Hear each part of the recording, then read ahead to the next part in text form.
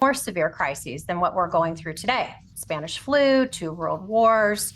But the difference today is that these crises are all occurring simultaneously, and before they were in sequence. And the Financial Times really described this phenomenon as a polycrisis. And so, first of all, we have these crises that are occurring simultaneously. Secondly, and even more consequential, the difference is that all of these things are caused by and accentuated by these megatrends of climate change, et cetera. And so when you think about what you need to do, organizations and their leaders are, one, needing to deal with the short-term crises and the long-term megatrends at the same time. And there really isn't time or money to deal with them in sequence. Secondly, to survive and thrive in this environment, companies are needing to think about how to reinvent their business models and undergo fundamental transformation to reimagine what they're doing today. And then lastly, we need leaders who are willing to step up and enable their organizations to transform. So with that backdrop, what we've seen and what our research shows is that there are a couple of things that leaders need to demonstrate the ability to do in today's environment. So the first is what we call making sense of the world. I love this.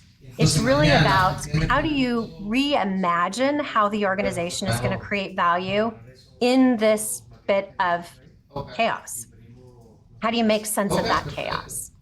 The second is to set radical ambition. So really being committed to addressing a significant problem and engaging the organization to undergo the transformation to achieve it. So make sense of what you need, what is happening in the world, then set radical ambition to actually go achieve it.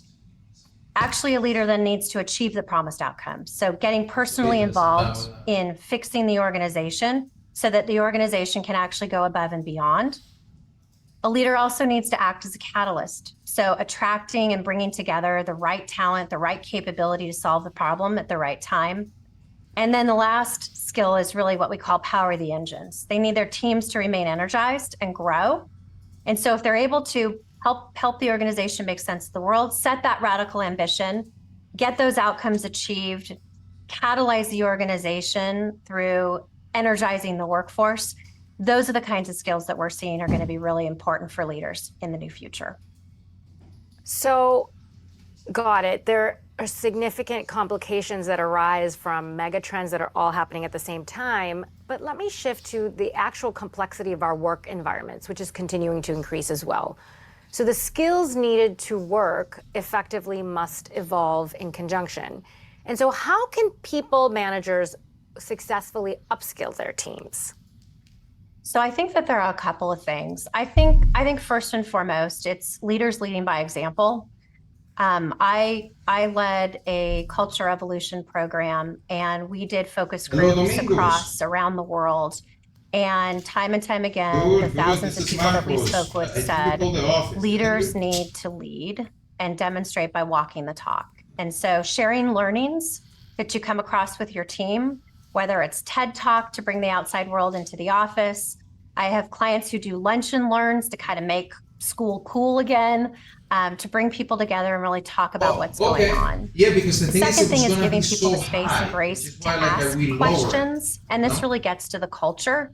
When employees can share their expertise and learn from each other through mentorship programs or peer-to-peer training sessions and cross-functional projects, the best way to learn something is really to teach it to someone else. Yeah, the thing is that the third area is making learning part of meetings.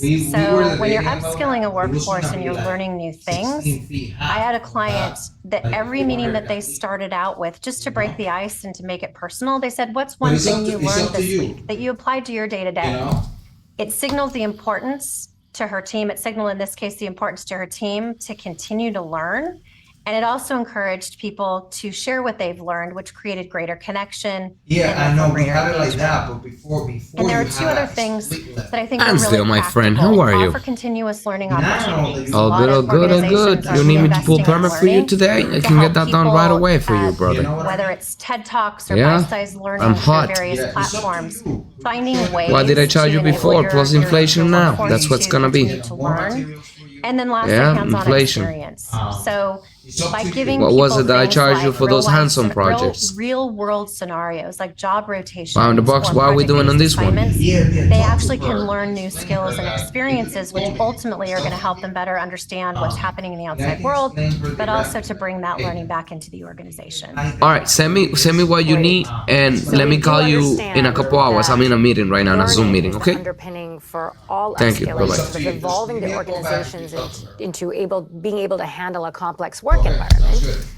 But now, how do successful companies then balance managing the employee performance, which has been increased with all this learning, with rewards and recognition? So we see two sides to employee performance. There's performance and progression. So performance is sort of the yearly evaluation of outcomes against the goals that you set. And progression is how do I develop my skills and capabilities to create the opportunity for me to progress in my career? And the link with rewards and recognition is very clear on the performance side because companies have very well defined total rewards programs.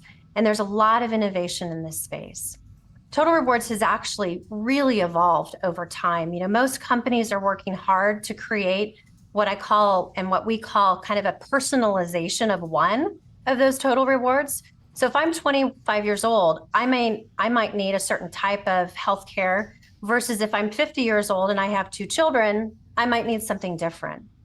So we're seeing a lot of innovation in the space of rewards, which actually link directly back to employee performance. Couple of those things just to bring to life from a rewards perspectives. Some companies are using technology to create a culture of everyday recognition where peers can recognize peers can recognize supervisors, and supervisors can recognize employees. Sometimes that's giving money away. Sometimes it's just an accolade, both formal and informal rewards and recognition. I think a lot of organizations are really recognizing from a culture perspective that they're weaving rewards and recognition into it, and it's becoming an everyday practice of management. So leaders are showing up and waking up and saying, how do I show gratitude with my employees every day? How do I make it a part of how we do business? So leaders today, as you're listening in, I think there are a couple things you can think about. One, performance is really no longer a once a year event. Really practice every day finding ways to reward and recognize your team members. It also creates an environment of gratitude and giving back, which leads directly to employee engagement and satisfaction.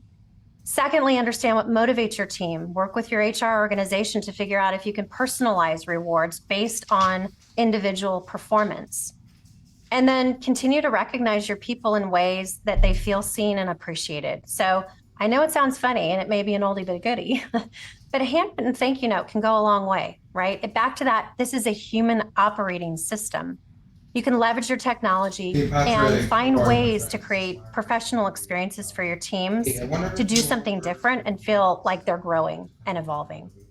So absolutely, gratitude and even a handwritten note can make such a difference. I was just in New York, Tony, visiting my team there, and they handed me a card that they had each signed, and I tell you, it just made my day and changed my entire experience for the rest of the week. So definitely gratitude is huge. Okay, let's shift to the topic that is a biggie here at Zoom, trust. So trust or lack of trust indicates how effective company culture can be. How can leaders create an atmosphere and a culture of trust in their organizations? Trust is critical. So let me actually first start by grounding in why trust is so important to organizations today. Our research found that trust is important for several business reasons. First of all, high trust organizations are 2.5 times more likely to be high revenue producing organizations versus their low trust counterparts. We also found that 93% of business executives said that building and maintaining trust with their stakeholders actually helps improve their bottom line. But here's the challenge. Business leaders routinely, they overestimate actually how trusted they are. And our recent trust survey, 90% of business leaders think their organizations are trusted. But when we ask their customers if they trust those organizations, only 30% say they do. It's a 60%, that's a 60-point gap. And there's also a gap between employees. and trust. 86% of business leaders think their employees trust them, but only 67% actually do, a 19-point gap. 1 in 5 employees have left an organization because they lost trust. So it really is a core component of the human operating system, along with engagement. So there's clearly a business imperative to building trust with all of your stakeholders, but why does that culture of trust matter, and what can you do to foster a culture of trust?